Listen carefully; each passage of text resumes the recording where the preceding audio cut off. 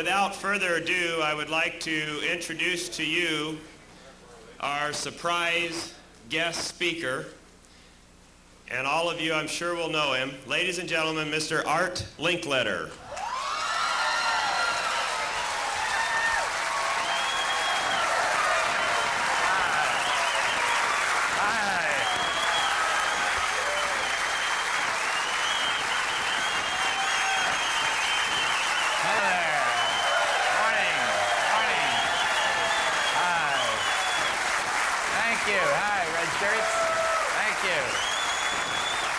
Thank you very much. Thank you. Thank you. Thank you. Well, that was a lovely welcome, lovely greeting, and a very brief introduction.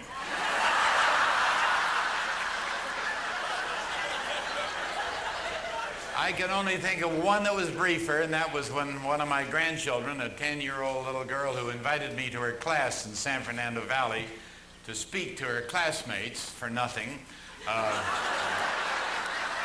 And she got to introduce me because she got me out to the class. And so she came to me, she said, "Grandpa, what am I going to say?" And I said, "I've been talking to children for 27 years, 27,000 children. I've never told one what to say because you can think of something appropriate." So she took me by the hand and led me out in front of the class, and she said, "This is my grandpa. He's 80 years old and still alive." That's all.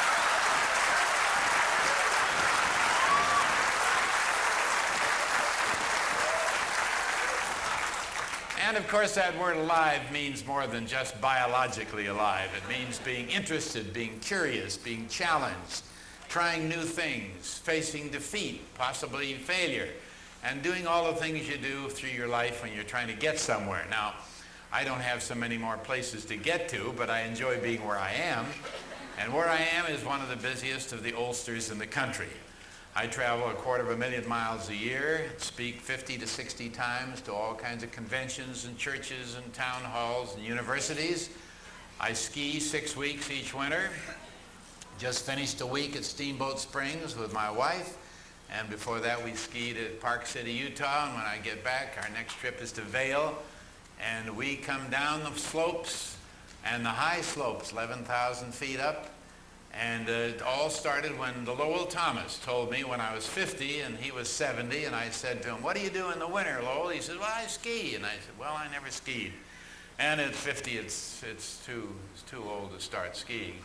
He said, "Art," he says, "50 is the perfect age." He says, "After 50, everything is downhill."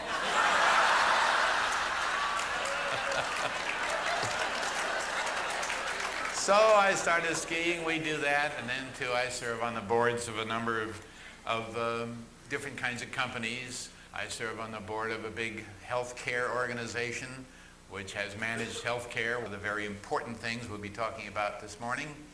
I serve on the board of directors and regents of Pepperdine University at Malibu, and talk to the young people coming to college there on what success is, and how life is what happens to you while you're making other plans.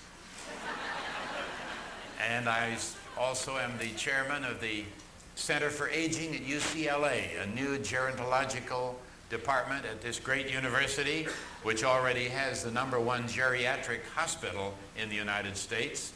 Interestingly enough, speaking of gerontology, which of course is the life of Ulsters above and beyond the actual medical aspect, the finance, the social, the psychological, living, all the things that make life up if you're reasonably well. 20 years ago, there was one gerontological department in universities in the United States.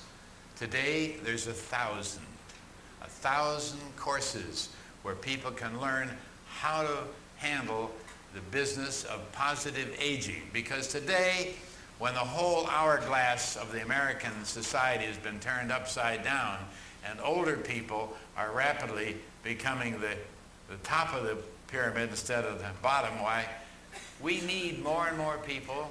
You're among them. You are, at the very least, amateur gerontologists, because you deal in the front lines with the people who are getting older and who are facing all the sudden changes that happen when you retire, and all of a sudden, physically, and financially and socially, your life changes, and most people aren't ready for it, aren't prepared for it, aren't counseled for it, and need the help. So this is a rapidly growing business, profession, I should say, and I'm in it up to my neck. I speak at retirement colonies around the country, and I speak to White House conferences on aging. Maybe some of you got my book a couple of years ago called Old Age is Not for Sissies, which I wrote, which became a national bestseller. And so this is the kind of life I enjoy, traveling and speaking and writing and being active, because there's no reason if you're healthy why you shouldn't have something to get up for in the morning. Now, of course, after 60 years on radio and television, starting in 1933, when I travel, I meet a lot of people who know me, because I've been in your living rooms, your bedrooms, sometimes your bathrooms, wherever you put the stuff. And I've been on the air with some of the longest running shows in the history of broadcasting. One of them was called People Are Funny, which was on NBC for 19 years. Long time. Thank you. And the other one was called The House Party, with the kids say the darndest things part, for 26 years. 26 years. As I say, I've talked to 27,000 children during that time, and in the later part of it, I was talking to the kids who are the kids of the kids I talked to earlier.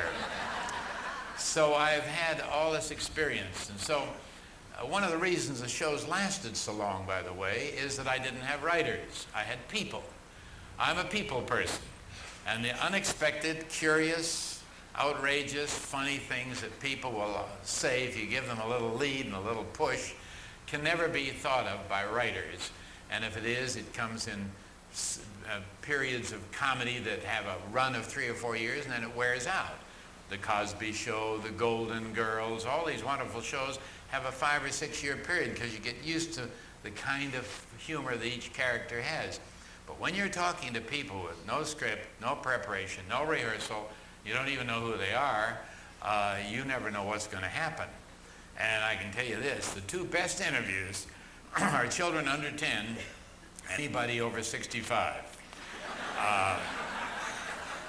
It's for the same reason, and that is that in those 2 categories, people say what they think without any regard for consequences.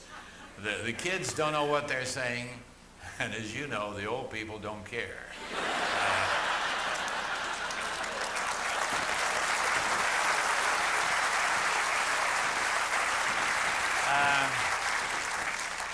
So as I travel around the country, I'm constantly reminded and rewarded by the response I get, the nice welcome you gave me, the things people say to me at lobbies and in aviation centers and everywhere I am. People say the nicest things, and of course it was your viewing and your listening that made my whole career possible. Because if you hadn't liked me and hadn't liked what I was doing, I wouldn't be here today. I'd be running an elevator at the YMCA in Waukegan. But they do, however, say the darndest things to me, meaning nice things, but it comes out different. For instance, they say, you look better alive than you do on television. Or they say, didn't you used to be Art Linkletter?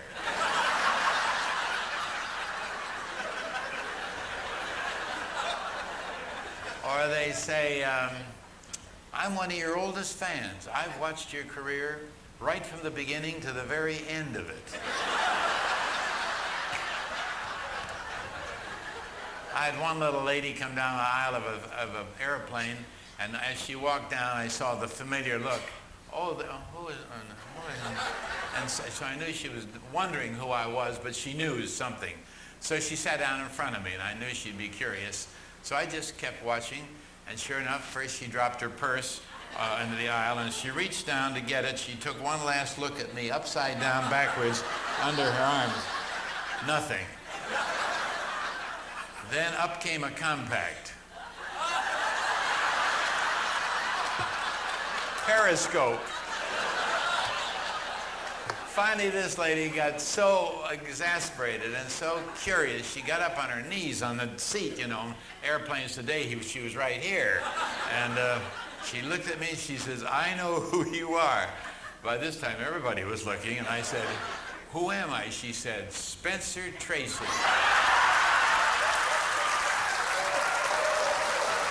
Well, I said, "I knew I looked old, but I hope I don't look dead." Probably the strangest one of so many things. I was walking down Fifth Avenue in New York on my way to a board of directors meeting of a very large multinational corporation, the Ogden Corporation, on whose board I was serving, among other things. My mind was on business. My entertainer's hat was in Hollywood, 3,000 miles away, and I'm walking down thinking about the problems we have. And suddenly I felt a hand on my arm, and I looked down, there's a little old lady there, and she's indignant. She says, "You can't walk by us nobodies just because you're somebodies, because if it weren't for us nobodies, you wouldn't be anybody."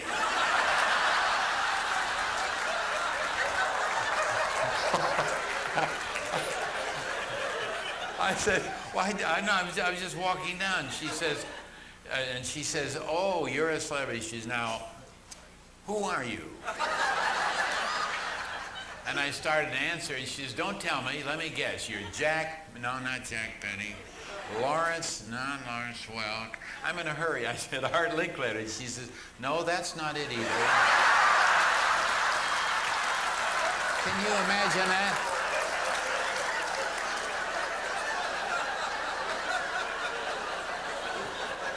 Here I am in the middle of New York arguing with a little old lady about who I am, and I'm losing.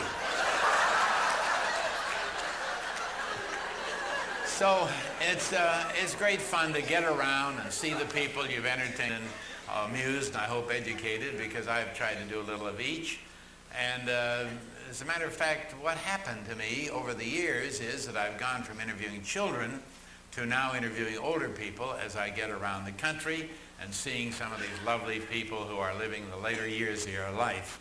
And I'm getting equally surprising answers from them. I was in the Jewish Home for the Aged in St. Louis a couple of weeks ago, and I was going down the hall, the ladies in the wheelchairs and so forth in the nursing home, and I was signing pictures, and this one little old lady looked up at me kind of quizzically, and I said, "Do you know who I am?" She said, "No, but if you'll go to the front desk, they'll tell you."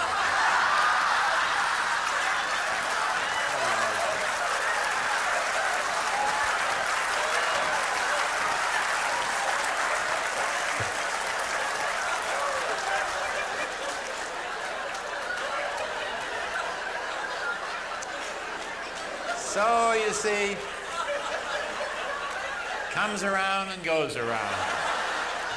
Before I get into some of the things about old age that I've been learning in my various focus groups and writing the book and in all my work with universities, I thought I'd remind you of a couple of the wonderful moments that we've had with kids. Now, you see, I interviewed children from 4 to 10. That was my specialty. And when I travel around the country, I get a lot of questions, of course. Do you think you could do it now, after all these years? The children have changed. Well, the children up to 10 haven't changed that much.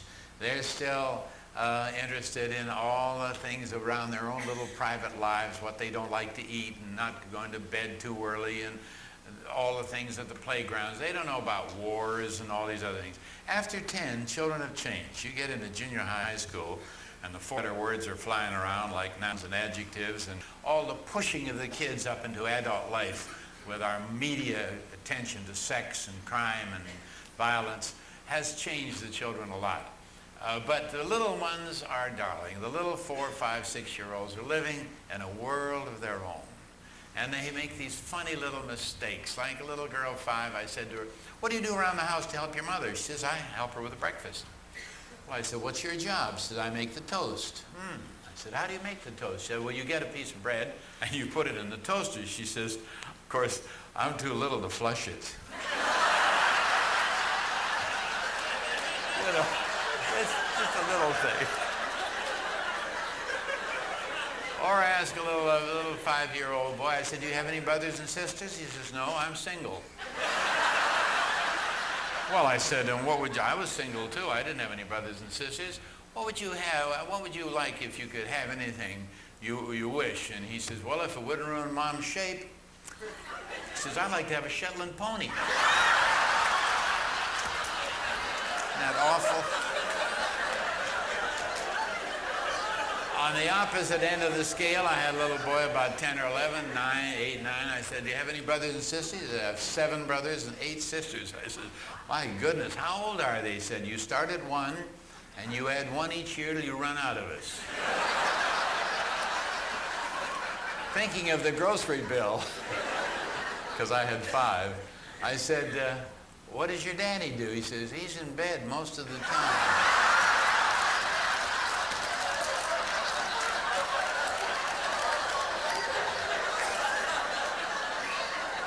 The mother, who was in the audience, came up after the show to tell me that the father was sick. I never know about those things. Of course, people often ask me how the kids were picked to be on the show, and they were picked by their school teachers and their schools. I had to get the Board of Education of Los Angeles to approve a commercial program going into the school system, which is not an easy thing to do. And then we had to hire a school teacher from the Board of Education, and we had a limousine, and they picked out the schools all across the city, all the way from Watts up to Bel Air, every class, every group, every ethnic group. And the teacher would go down and discuss with the principal what teacher or what group would have the kids of that age I wanted, and then that teacher picked the kids. And so I used to ask the kids why they were picked out of all the kids in the class by their teacher. And I got a standard American answer, like, well, my mother is the president of the PTA. My father is the principal of the school. And then my prize one, the little boy said, I'm the smartest kid in the class. I said, teacher tell you that? He said, no, I noticed it myself.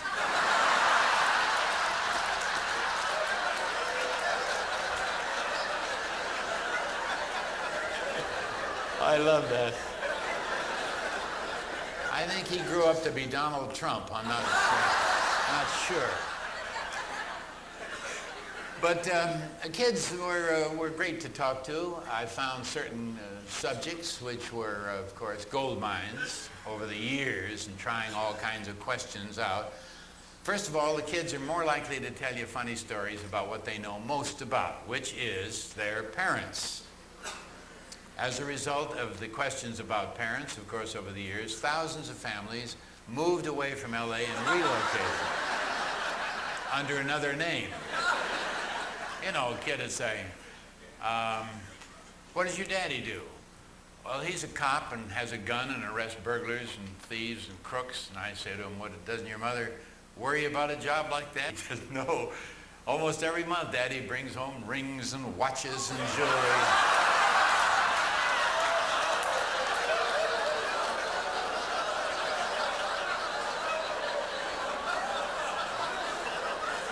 Another little boy on that line, I said, what does your daddy do? He says, he makes money. And I said, well, of course, everybody makes money. How does he make money? He says, downstairs in the basement. Then I asked him, what do your folks do for fun? I got answers like, search me, they lock the door.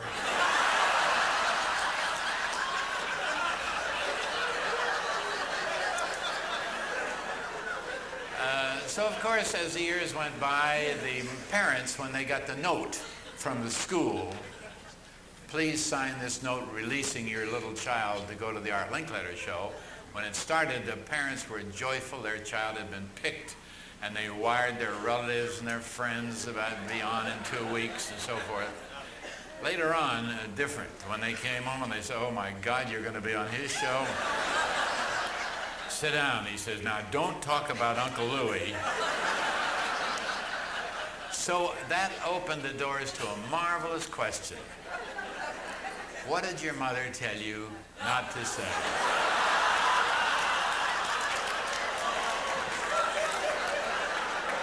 Out it came, letter perfect, you know, rehearsed. My mother told me not to tell you she is pregnant. Why not? He says, because she ain't yet. My mother told me I could say anything I wanted, but don't get this shirt dirty. It's brand new, it doesn't fit, and we're taking it back.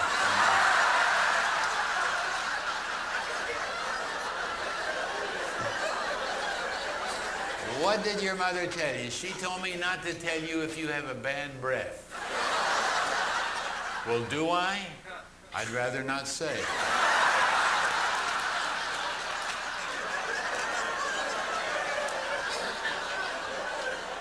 One of my personal favorites was a little boy who said, my daddy told me the main thing to remember up there in front of all those millions of people is don't scratch no matter where it itches.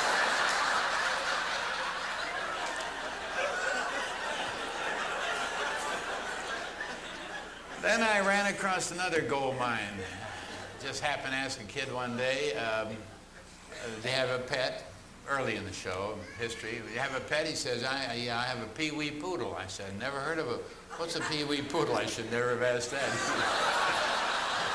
Well, he says, it's a poodle that pee-wees all over the house. But it brought up an interesting subject. And I said, the subject was, does your dog have a pedigree? Now, the kids have heard the word pedigree. They know it's real, but they have a hazy idea what the devil it is. So if I had a child and he had a dog, I said, does it have a pedigree? And I got answers like, no, we're Catholic. Or, not anymore, we put a powder under his arms. One puzzled little girl said, we don't think so. We tried it with the dog next door for a month.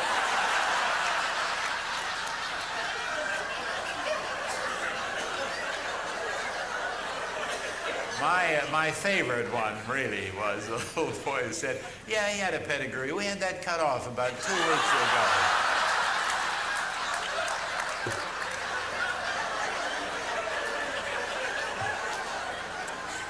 So, you see, a great thing about laughter is, and this applies to all ages and all jobs, laughter helps your blood pressure, it helps your system, it helps everything. A few good laughs every day in your job, in your life, is very important. To look for laughter, look for opportunities to have a laugh. A laugh with your people who may be ill, or a laugh with people who are in trouble. There's always something you can find to laugh at, even a series of things. I heard about a guy who went away to New York for a couple of weeks. When he came back home in this little town where he lived, he ran across a stranger in the street. He says, anything happened while I was gone? He says, can't say, don't think so.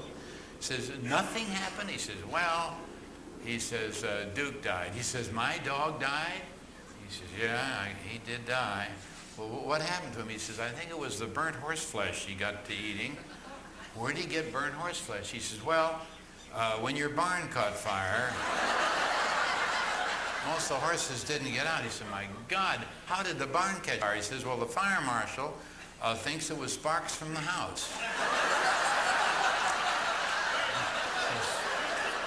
From the house. So what happened to the house? He says, yeah, it burned down. He says, how did that happen? Well, can't say, but they think it was when the candles by the coffin fell over and caught the drapes on fire. The coffin. He says, what coffin? He says, yeah, your mother died. He says, what happened to Mom? He says, well, I think it was a heart attack when she saw your wife run off with a hired man.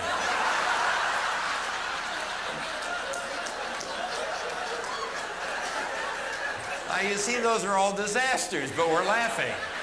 You can laugh at yourself and you can laugh at disasters because humor is such an important part of life. It's always been for me. And of course, I looked for humor everywhere with kids, even during the summer when the school system was out. And we had to reach the second school system in the United States, not the public school system, but the second biggest school system. You may not think of it as that, but it's there, is the Sunday schools. All over the country in a wide variety of churches, you have a Sunday school goes on all through the years. So we went to Sunday schools and we got the kids and we brought them in from the various Sunday schools. Now I was in my element because I haven't told you this, but any Canadians here today? Yeah. I thought there'd be a few. I was born in Moose Jaw, a big city in Saskatchewan, and I was abandoned by my parents as a newborn baby, and was orphaned in effect. Never knew who they were, anything about them, but I was adopted by a traveling Baptist evangelist who was 57 years of age, which in those days was very, very old, because in 1912, when I was born, the average age of a child could expect to be 47 years of age.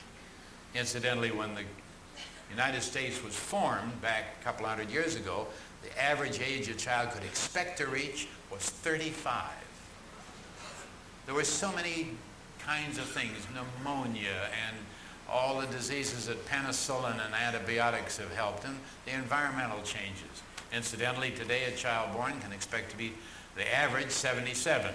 Actually, it's 72 for a man and 76 for a woman. They always get the house and the mortgage, and they wait.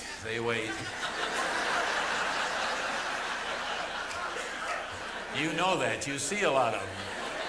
And of course, that's a sad part too. But my father was a man who read the Bible about 18 hours a day. He read it to me. I had to read it to him. I had to study the Bible. I had to go to church regularly. In fact, my first appearance in front of an audience was in my father's Baptist church with a very small group. And of course, he brought me up on the stage. I was only about 6.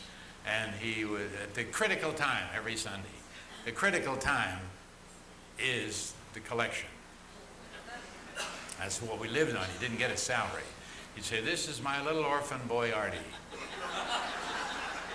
Scrawny and thin, but he'll grow. Of course, he'll grow to be a man, depending on what he eats." He'd say, "Artie, take this plate and go up the center aisle." And I would go and eyeball the centers. And that's 77 years ago. I can still look out over an audience and guess what we'd get.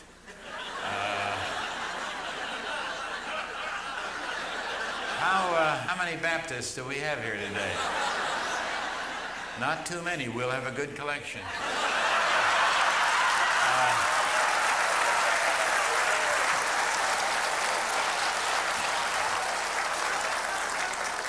Yeah, I remember that. But the main thing is, I remembered the Bible. I was a student of the Bible. So when these young kids came from Bible schools and church schools, we went right into the Bible. That's where they were from, church schools. And we heard things about the Bible that no scholar has ever unearthed. The Dead Sea Scrolls tell nothing compared to what these children said. 7-year-old kids listening to the story of the Jews being chased out of Israel by the Arabs, and they backed up against a great big lake, and they were going to be surrounded and killed, and one of their men prayed to God that they have a miracle. And I said, "Well, that's wonderful. You have your Bible down well. Tell us about the miracle." He said, "Well, the U.S. Air Force came over and flamethrowers, rafts." And I said, "Hold it. Is that what they told you in Sunday school?" He says, "Well, no." He says, "It wasn't. You'd never believe the junk they told us."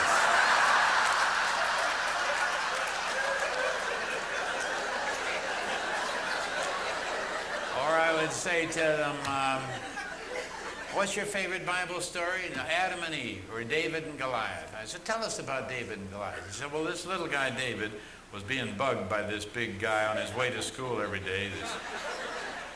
And he finally took his slingshot out and he put a rock in it and he slung it around his head and he hit old Goliath right in the forehead and killed him."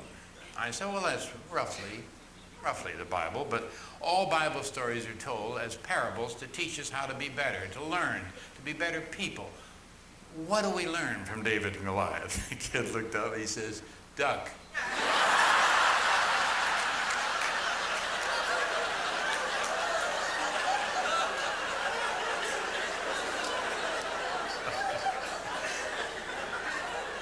And then, of course, the little girl told us the favorite story was Noah's Ark, how God told Noah to build the ark and put his family in, and 2 animals of every kind, 2 of every kind go into the ark and be saved from the great flood. And I said, "It's a beautiful story, but what do we learn from it?" She says, "You better be married or you'll be left behind."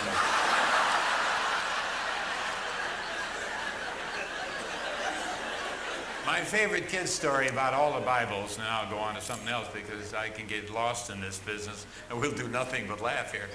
And I don't want you to do that. A little girl from a Catholic school, and because we went through all the different denominations, and this little 6-year-old from a Catholic school, I said, she lisped too, and a non-stop talker, just filled the air with talk. And I said, well, what's your favorite Bible story? She says, I liked Edom and Av. She says, Edom and Av were 2 bear people who lived in this garden, and she swept the walks, and he kept the pool clean, and she ate the cherries off the bush, and God told her not to, and they got mad at them, and they hide it under a bench. But God will find you under a bench every time. And he found them, and he punished them both twice. Now I finally got to dive in. I said, hold it. Wait a minute. God punished Adam and Eve twice? He said, what did he do? She says, well, first, he threw them both down into hell. I said, and then what did he do? He says, he turned them into Protestants.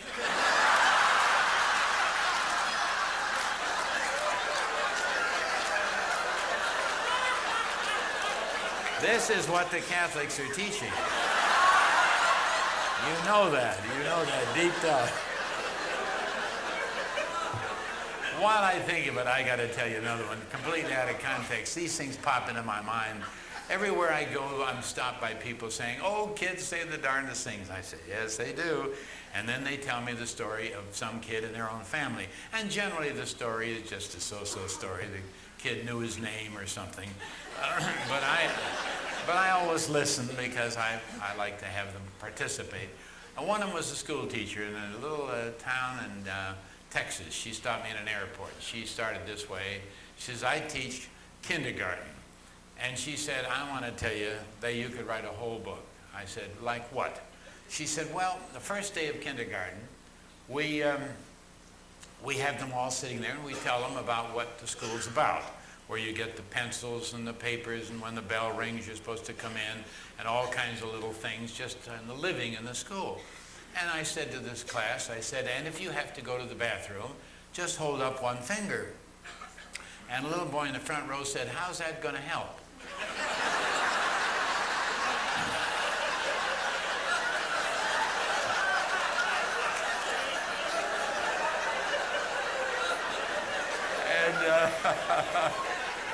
So I said, well, that's the signal. Number one is a signal that you need to go to the bathroom, and then we excuse you and you go. You're learning.